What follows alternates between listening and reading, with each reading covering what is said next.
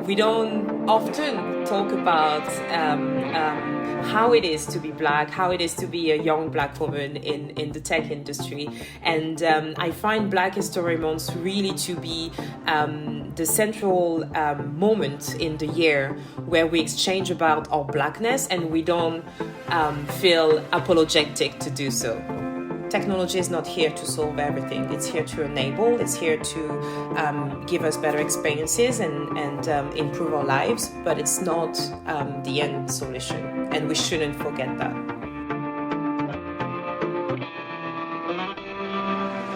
Hello, and welcome to today's very special episode of the Teens in AI podcast.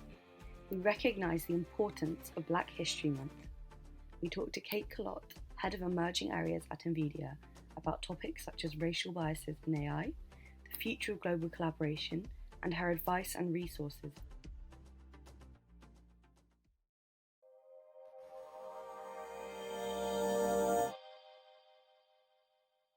Kate, October is Black History Month. Can you please talk to us a bit about why this month is so important to recognize? Yes, so before I tell you why Black History Month is important, maybe I should talk a little bit about the history of my family. My family came from Central African Republic, which is a country which is pretty much still at war. My grandma, when my grandfather was killed 70 years ago, my grandma escaped the country at some point and managed to come in France. So for the Black generation, which has grown up in Europe, this type of stories are pretty common, whether it's from Central African Republic, whether it's from countries like Congo, like Rwanda. All our ancestors and the people who have been here before us have been through these issues, these political instabilities across the continent. And for us, Black History Month is a way to celebrate our ancestors. On one side, it's a way to celebrate our ancestors, a way for me personally to celebrate people like my grandfather, my grandmother, who actually paved the way for me to be able to be here today and work in AI. For others, I think it's also a way to celebrate our Blackness. We don't often talk about how it is to be Black, how it is to be a young Black woman in the tech industry. And I find Black History Month really to be the central moment in the year where we exchange about our Blackness and we don't feel apologetic to do so. It just really explains so succinctly why Black History Month is such an important month to recognise and to talk about. And before we go back to focus more on that, I just wanted to clarify one term quickly. What exactly do you mean when you talk about AI ecosystems? AI is not a new term. It has been around for decades. The first time the term artificial intelligence was used was back in the 50s as well by John McCarthy, who created the Lisp programming language. And back then, it triggered a lot of research, and researchers went trying to figure out how we can make computers think like human. But then we didn't have enough computation. We didn't have platforms which had enough computational power to support the workloads that these researchers were coming up with. And AI went through a couple of winters until the 2010s. And in the 2010s, there are three things that happened. There was a boom in the abundance of data. So all of a sudden, we realized that we could use data to build solutions with valuable insights. The second thing is we discovered that GPUs could be used for AI. So GPUs, which were graphics card, all of a sudden became the de facto computational platform for AI. And the third thing which happens is advancements in algorithm and software, neural networks. And those three things have created these AI boom in the 2010s, and it has accelerated starting 2015. But it got us to where we are today, 70 years later, which is the age of autonomous. everything starts to get automated. AI is impacting our lives, our society, the way we live, interact with each other, and so on and so forth. So it took us 70 years. But how we got there is also thanks to the AI ecosystem. Exactly the same story as the TV. We've made advancements in terms of platforms. So GPUs have evolved, and we've found new ways like neural processing units to support the complex AI workloads that those researchers have been coming up with. We've made advancements in terms of fuel. The fuel for AI is the data. And we have an abundance of data in a lot of different segments to build AI solutions. We've made advancements in terms of tools. So now I can go online, play with an SDK, be able to build a neural network to run an inference in less than an hour. We've also made advancements in terms of accessibility. So I can buy an AI development kit online. And last but not least, we've made advancements in terms of experiences. So the AI ecosystem is composed of those 5 things. And if these 5 things are not working together, my job is not the same, because I need them to work together to be able to make that ecosystem improve and evolved. Very interesting, Kate. Thank you so much for demystifying this. So data, as you yourself have said, powers AI. So let's talk a little bit about biases in AI. Is it possible to ever have a truly unbiased AI system when all of our data, whether it's about healthcare or education, contains biases that we are fighting to eradicate? And this could even be racial biases. Yeah, so that's a very good question. From a bias standpoint, I think the only way we could get there, and the only way we will have one day a truly unbiased AI, is going to be the day where we are going to see a lot of different bodies collaborating with each other to deliver AI-based systems. And by that, I mean, if you look at the way AI innovation has been driven in different regions, it's all been different. If you look at Americas, it's mostly driven out of the major tech corporations. If you look at Europe's, it's being driven out of individuals and mostly through privacy with laws like GDPR, for example. If you look at Asia, and more particularly China, it's being driven out of government. Governments are organizing and funding a lot of the AI startups in China.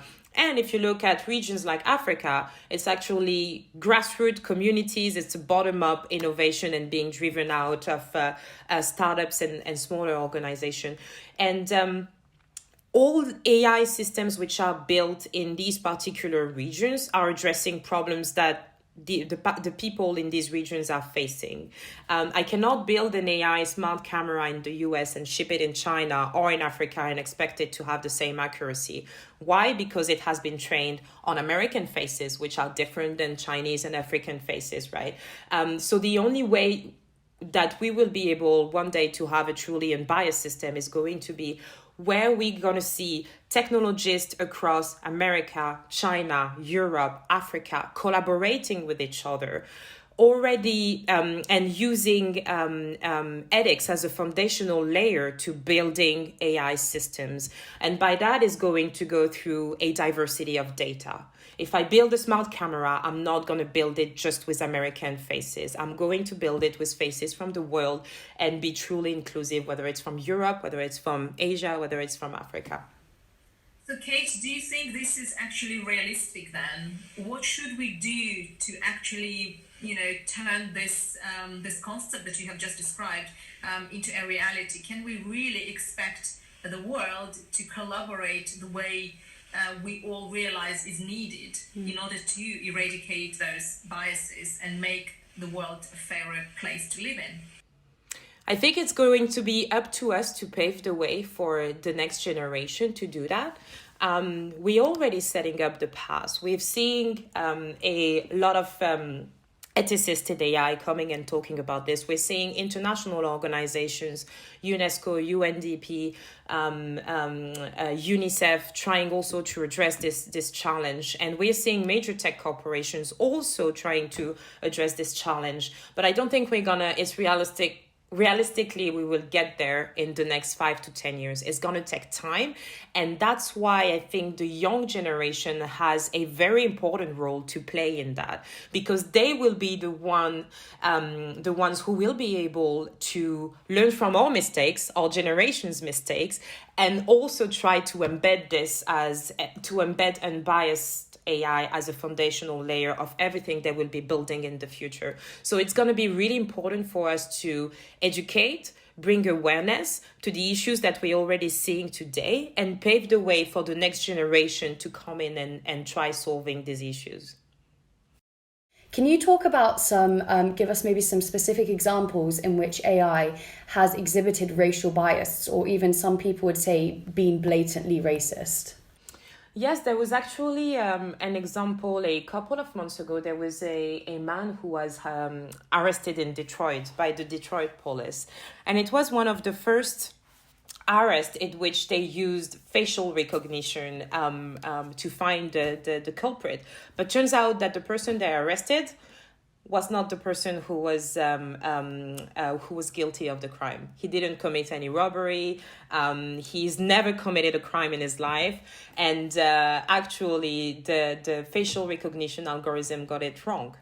The reason why the facial recognition algorithm got it wrong, it was because that the facial algorithm was trained for black faces. They used images that they find on Google. So it was then overturned, of course, but that shows you how dangerous it is to rely solely on AI and on these systems. We don't even know how they've been trained, if they've been ethically built, where the data has been found, and how accurate it is. It's very dangerous to rely on these systems. So that's one of the examples that comes to my mind when we think about this topic. And so what does the future of fighting these biases, specifically racial biases, look like? You know, it seems to me that year after year, there are more and more stories and they're not getting any better. And it doesn't seem like people are learning from these mistakes. So what, in your opinion, are the next steps, and what obstacles need to be overcome to really fight and eradicate these racial biases specifically that are being manifested in the AI and tech industry? There are already steps that are being taken. If you look at movements like the Algorithm Justice League, and also very vocal AI ethicists and researchers like Timnit Gebru, for example. So the movement is already in flight, and we see more and more people, AI researchers, ethicists that are being vocal about this. Now, when George Floyd happened, we've seen major tech corporations who are working on algorithms for law enforcement and police, mostly in the US, stop providing police with these algorithms and stop working on this. I think that was a sort of bittersweet win for all these movements, but at the same time, I think it's a step in the right direction. The fact that they've stopped, I'm hopeful that means that they will reassess the way they build this algorithm, and they will really try to embed ethics as a foundational layer of what they're doing. So I'm hopeful that this is the start for this, but I'm also conscious that it will take a lot of time to change and really get to something which will be unbiased and will serve the diverse society in which we're living in today. So we hear the phrase democratizing force, and specifically AI as a democratizing force thrown around a lot. But of course, we have to be very careful in the way we implement AI to ensure that it is actually a globally democratizing force. And I was wondering if you could talk a bit about how we can use AI to support less developed countries rather than widening the digital divide even further, almost irreparably further. Yeah, so over the past years, I've been looking a lot at the way AI is being applied differently in different regions. So, for example, in Africa, and how developers there are trying to solve challenges around them.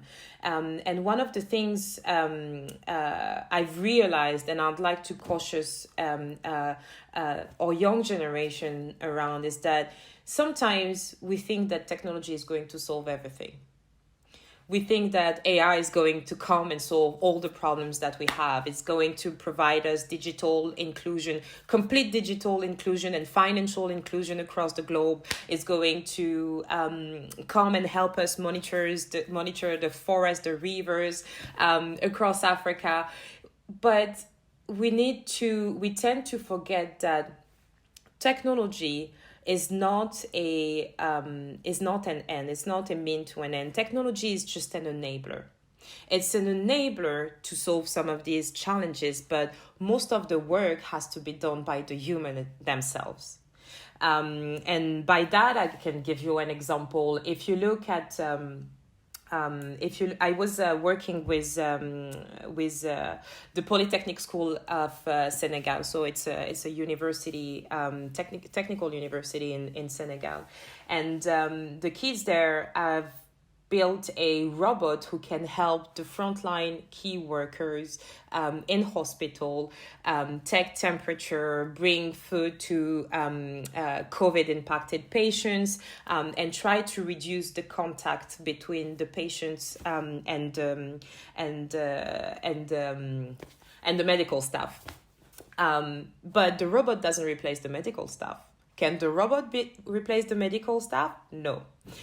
You always need that human presence and that human knowledge and that human intelligence to cure the patient. So thinking that AI is going to come in and completely reduce the digital divide or completely solve all inequalities in the world, I don't think it's the right way to see things. The way to see things is AI is here to improve our experiences. It's improving the way we interact with our screens today. For example, voice recognition, face recognition. But it's not here to replace, it's not here to completely replace experiences. It's just here to enhance and enable. And I think we're going to see something very similar coming from developing countries. And it's already happening. It's already happening. If you look at Latin America, if you look at Africa, we've seen emergence of startups in agriculture, for example. The African continent still relies on agriculture for 65% of the population. And we've seen startups coming with solutions to help farmers optimize their harvest, making sure that growing their crops and a lot of different things, but not replace the farmers themselves. So this is the way I guess we need to think about the problems and not try to use technology as an end solution, but just to use technology as an enabler. And I want to go back to the first thing that you said. You mentioned about diversity in AI.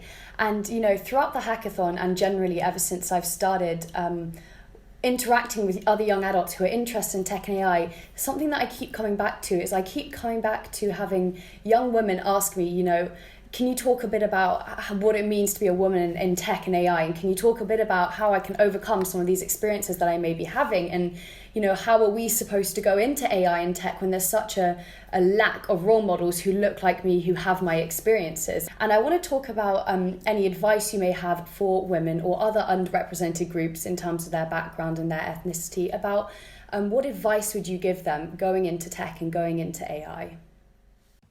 I would say the advice I would give them is to not be scared.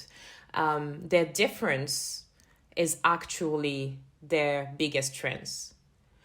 Because we are different, and I actually don't call women an underrepresented minority. It's more of a underrepresented majority, just like the Black population as well, right?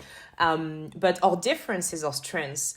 And to be able to build very, very diverse AI teams and systems, you actually need different people to build them. and this is going to bring you diversity of thoughts.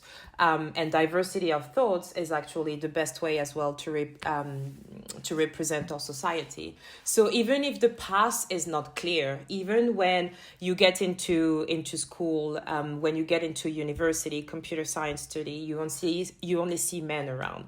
You only see white people or black people around. Don't be scared. Don't be afraid, because just by the fact that you've taken that step and you're there, you're already making a difference, because you are different. And because you are different, this is going to be your strength whenever you become an amazing engineer.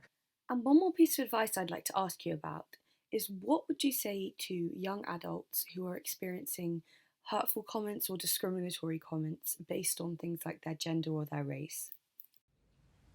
I've had experienced hurtful comments in my life, not only just related by the color, related to the color of my skin, but also related to the fact that I'm a woman, or sometimes I'm younger than my peers around me, right? And yes, it hurts. It hurts, but at the same time, this is kind of how, in my personal experience and my personal background, I managed to build myself.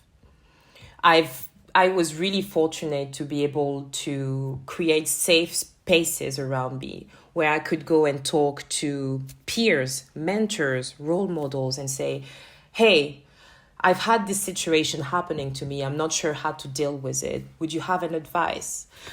So my advice to young women in this situation would be to speak up. Find that safe space. It could be somebody who is sitting next to you and you bonding with. It could be somebody that you've met at a conference you admire and you've talked to for a couple of minutes. It could be a group like Teens in AI, in which you're surrounded by like-minded teens, and you also get to meet amazing mentors, supporters, and so on and so forth. But create that safe space. Don't think that you're alone, because it happens to a lot, if not all of us. And if we're not sharing, if we're not sharing ways to deal with it, educating ourselves on how to get over it, we're making it harder on ourselves. Are you able to recommend any books, resources, articles, movies, anything that bring awareness to Black History Month and bring awareness maybe to do with even tech, or maybe just more generally? Are there any things you can recommend to our young listeners who might want to educate themselves, or maybe connect to a group or resources? Sure. There are a couple, and maybe for Black History Month, the one I would recommend would be Why I'm Not Talking About Race Anymore from Enola Lodge.